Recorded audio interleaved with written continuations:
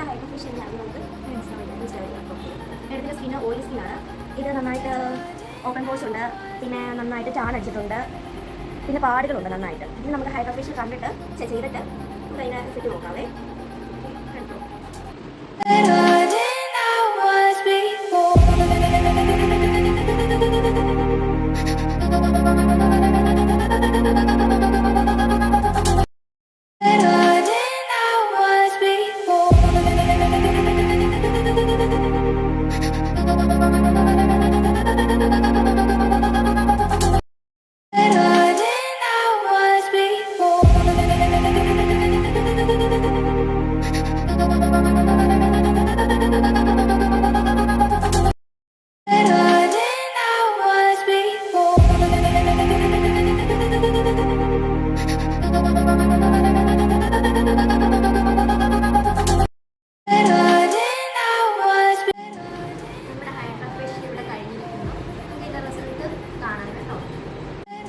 ഫൈനലായിട്ട് നമ്മൾ ഇടുന്നത് നോസിലേക്കും സൺക്രീമും കൂടെയാണ്. അതിപ്പം ടാപ്പ് ചെയ്തിരുന്നേ, ശ്രദ്ധിക്കണേ.